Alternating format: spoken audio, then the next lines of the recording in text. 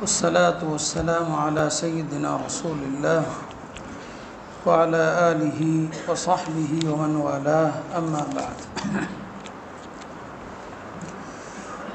கண்ணியத்திற்குரிய அல்லாஹ்வின் நல்லடியார்களே, அல்லாஹ் ஜல்ல சுப்ஹானஹு வ தஆலா இந்த மாதத்தினுடைய ஆரம்பத்தை அடைய செய்தது போல அதன் இறுதியையும் நோன்போடும் இரவு தொழுகையோடும் அடைய செய்வானாக. கண்ணியத்திற்குரிய அல்லாஹ்வின் நல்லடியார்களே, அல்லாஹுடைய அருளால் ரமதானுடைய இந்த முதல் தராவீகை நாம் எல்லாம் நிறைவு செய்திருக்கிறோம். அல்லாஹுடைய வேதத்தை ஓதுவது, அல்லாஹுடைய வேதத்தை கேட்பது இரண்டுமே பரக்கத்தான அமல்கள். முதல் தராவி என்பதனாலே சுருக்கமாக சில விஷயங்களை சொல்லிக்கொள்கிறேன். நபி ஸல்லல்லாஹு அலைஹி வஸல்லம் அவர்கள் இந்த மாதத்தை ஷஹ்ருன் அதீம் என்று சொன்னார், மகத்தான மாதம் என்று சொன்னார். இப்போ இந்த காலம் குர்ஆன் அருளப்பட்ட ஒரு காலம் என்பதனாலே இது ஒரு மகத்தான மாதம். இரண்டாவது, இந்த மாதத்திலே கடைபிடிக்கப்படுகிற வணக்கம் நோன்பு, அதுவும் மகத்தான ஒரு வணக்கம். நோன்புக்கு நிகரான ஒரு வணக்கமே இல்லை என்கிற அளவுக்கு ஒரு மகத்தான ஒரு வணக்கம்.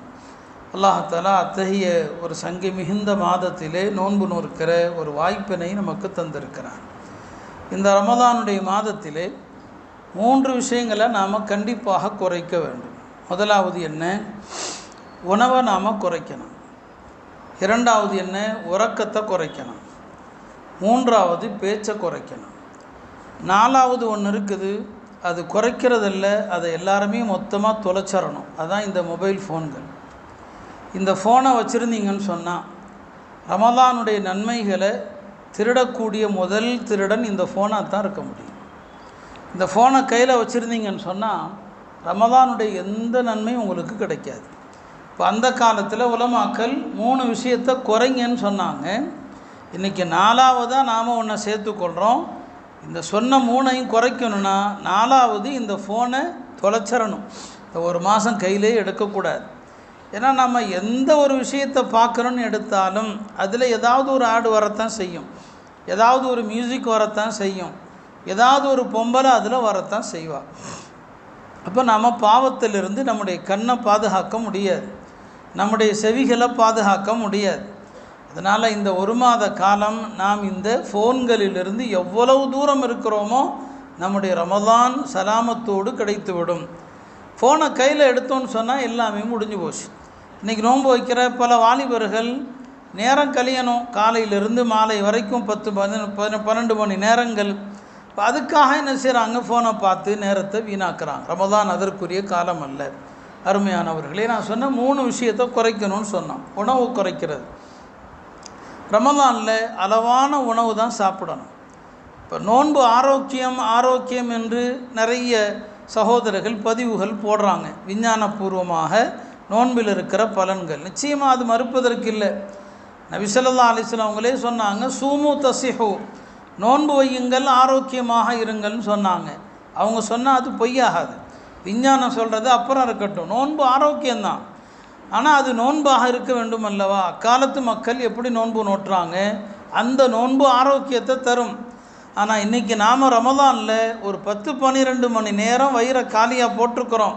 நிச்சயமாக அது பலன் தரக்கூடியது. ஆனால் நோன்பு திறக்கிற நேரத்துலையும் நாம் சஹர் வரைக்கும் சாப்பிடக்கூடிய உணவுகள் இருக்கு இல்லையா, அது நோன்பினுடைய உண்மையான பலனை உடலுக்கு நமக்கு பெற்று தருகிறதான்னு சொன்னால் கண்டிப்பாக இல்லை. ஏன்னா நாம் சாப்பிடக்கூடிய அது ஹலால் தான், ஹராம் கிடையாது. அதுக்காக நோன்பு திறக்கிற நேரத்தில் இப்படி தான் இருக்கணும்னு இல்லை. ஆனால் நோன்பினுடைய முழுமையான பலனை அடையணும்னு சொன்னால் கொஞ்சம் உணவு கட்டுப்பாடு தேவை. இந்த மாதத்தில் அளவாக தான் நம்ம சாப்பிடணும். அப்போ தான் முழுமையான நன்மை நமக்கு கிடைக்கும். இரண்டாவது என்ன?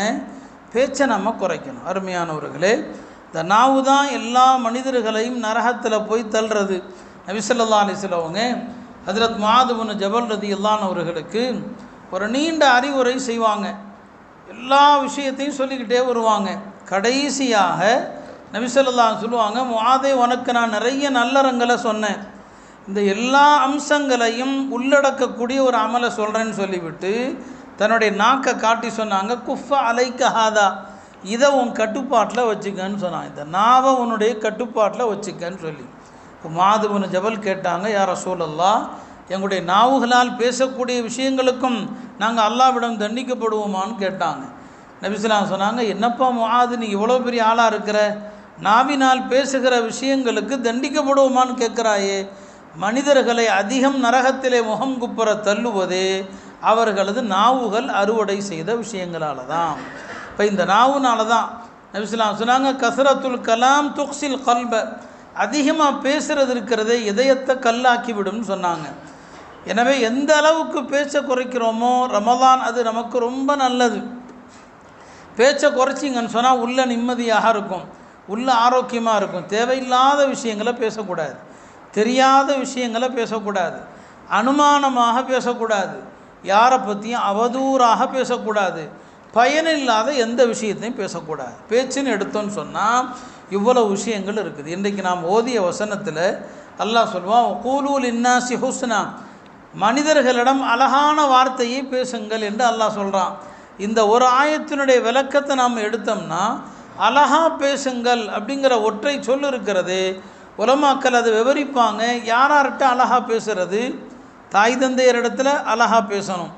அது அல்லாஹ் குர்ஆனில் தனியாக சொல்கிறான். தாய் தந்தையர் இடத்துல பேசக்கூடிய முறை என்ன, அந்த ஒழுக்கத்தை அல்லாஹ் சொல்கிறான்.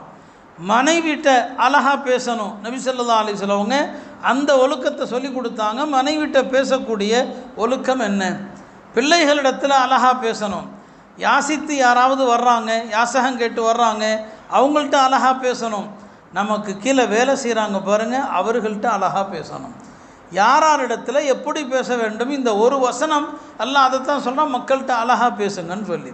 அருமையானவர்களே, நான் வேலைக்காரங்களை பற்றி சொன்னேன். நம்முடைய உலமாக்கள் சொல்லுவாங்க, முதலாளிகளாக இருக்கிறவங்க இந்த ரமலானுடைய மாதத்தில் வேலைக்காரங்களுடைய வேலைகளை குறைச்சிருங்க. மற்ற காலங்களில் அவங்கள்ட்ட எவ்வளோ வேலை வாங்குறீங்களோ அந்த வேலையை இந்த ஒரு மாத காலம் வாங்காதீங்க. இந்த ஒரு மாதம் கொஞ்சம் அவங்களுக்கும் இபாதத்துக்கான வழிகளை ஏற்படுத்தி கொடுங்க, அவங்க இபாதத் செய்கிறதுக்கு வழியை கொடுங்க. இந்த மாதம் அவங்கள்ட்ட கடினத்தை காட்டாதீங்க. அருமையானவர்களே, இந்த மாதத்தில் நாம் பேச்சை குறைக்கிறது, அதே போல் தான் உறக்கத்தை குறைக்கிறது. இந்த மாதத்தில் எவ்வளவு அதிகமாக குர்ஆன் ஓத முடியுமோ, ஏன்னா இது குர்ஆன் அருளப்பெற்ற மாதம், வேதங்களுடைய மாதம். இந்த மாதத்தில் நாம் குர்ஆனை விட்டு தள்ளி இருந்தால் வேறு எந்த மாதத்தில் குர்ஆனோடு நம்முடைய நெருக்கத்தை ஏற்படுத்த முடியும்? எனவே அல்லாஹுடைய வேதத்தை அதிகமாக ஓதுங்க. இந்த மாதத்தினுடைய எல்லா தருணங்களும் ஒப்புக்கொள்ளப்படுகிற துஆவுடைய தருணங்கள். ரமலானில் முடிந்தவரை உங்களோடு யாரையாவது சேர்த்து கொண்டு நோன்பு திறங்கள். யாரையாவது கூட வைங்க. யாரையாவது நோன்பு திறக்கிற நேரத்தில் சேர்த்துக்கிட்டீங்கன்னு சொன்னால் நபி ஸல்லல்லாஹு அலைஹி வஸல்லம் 3 விதமான பலன்கள் சொன்னாங்க.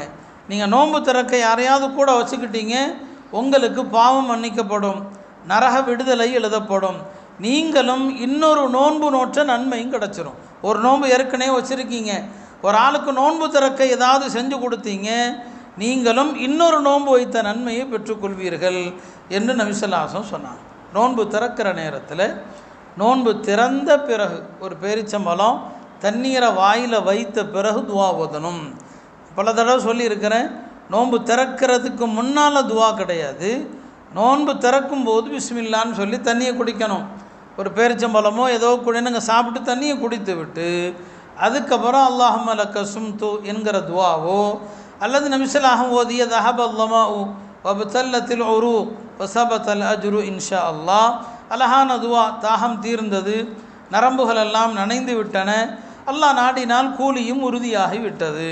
இந்த சுன்னத்தான அழகான துவாவை நோன்பு திறந்த பிறகு எதையாவது சாப்பிட்ட பிறகு துவா ஓதுங்க. இப்படி இந்த ரமலானுடைய எல்லா காலங்களும் துவாவுடைய அற்புதமான ஒரு காலமாக இருக்கிறதுனால இந்த காலகட்டத்தில் நாம் எந்த ஒரு தருணத்தையும் நாம் விட்டுறக்கூடாது. நபி ஸல்லல்லாஹு அலைஹி வஸல்லம் அவங்களிடத்தில் என்னங்க பல சந்தர்ப்பங்களில் இந்த ரமலானை பற்றி அவங்க சொல்லுகிற போது பல சஹாபாக்கள் அறிவிக்கிறாங்க. ஒரு சஹாபி இல்லை, சில ஹதீஸுகளை யாராவது ஒருத்தர் அறிவிப்பாங்க, சில ஹதீஸுகளை யாராவது 2 பேர் அறிவிப்பாங்க. ஆனால் இந்த ஹதீஸை பல சஹாபாக்கள் அறிவிக்கிறாங்க. ரமதானை அடைந்தும் பாவங்கள் மன்னிக்கப்படாதவன் நாசமாகட்டும்னு சொன்னாங்க. அல்லாஹ் இந்த சாபத்திலிருந்து நம்ம எல்லாம் பாதுகாக்கணும். ஒரு அழகானதொரு வாய்ப்பு அல்லாஹ் நமக்கு மீண்டும் தந்திருக்கிறான். போன வருஷம் நம்மோடு இருந்த எவ்வளோ மக்கள் மூத்தாயிட்டாங்க. அல்லாஹ் நமக்கு அத்தகைய ஒரு நிலையை நமக்கு எழுதலை. இன்னொரு ரமதான் நம்முடைய வாழ்க்கையில் கிடைப்பது என்பது மிக மிக மகத்தானதொரு பாக்கியம். எனவே இந்த அழகான பாக்கியத்தை வீணாக்காமல், வீண் பேச்சுகள் எதுவும் பேசாமல் அமைதியான முறையில் இருந்து குர்ஆனை ஓதுங்க. நிறைய பேசுகிறத தவிருங்க. பேசுகிறத தவிர்த்தாலே நன்மைகள் ஏராளமாக நமக்கு எழுதப்படுகிறது. எல்லாம் அல்ல அல்லாஹ் இந்த மாதத்திலே குர்ஆனுடைய கருத்துக்களை விளங்கி குர்ஆனை சிந்தித்து அதன்படி நடக்கக்கூடிய தௌஃபீகை அல்லாஹ் நம் அனைவருக்கும் தந்தருள்வானாக. சுருக்கமாக இன்றைய பயானை நிறைவு செய்கிறேன். அடுத்தடுத்து இன்ஷா அல்லாஹ் ஓதப்படுகிற வசனங்களில் அல்லாஹ் எண்ணிலடங்காத சட்டங்களை சொல்கிறான். குர்ஆனுடைய சட்டங்கள் என்பது சாதாரணமானதல்ல. உலமாக்கள் குர்ஆனுக்கு தஃப்சீர்கள் தனியாக எழுதியிருக்கிறாங்க. அது ஃபாத்திஹாலிருந்து சூரத்துன் நாஸ் வரைக்கும் குர்ஆனுடைய விளக்க உரைன்னு ஒன்று இருக்கும். குர்ஆனுக்கு எழுதப்பட்ட இன்னும் சில நூல்கள் இருக்கிறது. அந்த நூல்களுக்கு பேரே என்ன அப்படின்னா அஹ்காமுல் குர்ஆன். குர்ஆனில் என்னென்ன சட்டங்கள் இருக்குது, வாழ்வியல் சட்டங்கள், இதை உலமாக்கள் தனியாக எழுதுனாங்க. ஒரு ஹனஃபி மதுஹபுடைய ஆலிம் இருக்கிறாங்க. குர்ஆன்லேருந்து ஒரு 500 வசனத்தை எடுத்துக்கிட்டாங்க. இந்த 500 வசனத்தில் எத்தனை சட்டங்கள் இருக்கிறது? அப்போ குர்ஆனுடைய ஒவ்வொரு வசனத்திலிருந்தும் நம்ம சட்டங்களை எடுத்தோன்னு சொன்னால் வாழ்க்கையில் கடைபிடிக்க வேண்டிய ஏராளமான விஷயங்கள் இருக்கிறது. எல்லாம் அல்ல அல்லாஹ் நம்ம எல்லாம் குர்ஆனுடைய மக்களாக ஆக்கி குர்ஆனுடைய சட்டங்களை பின்பற்றக்கூடிய தௌஃபீகை அல்லாஹ் நம் அனைவருக்கும் தந்தருள்வானாக. வஆகிரு தஅவானா அல்ஹம்துலில்லாஹி ரப்பில் ஆலமீன்.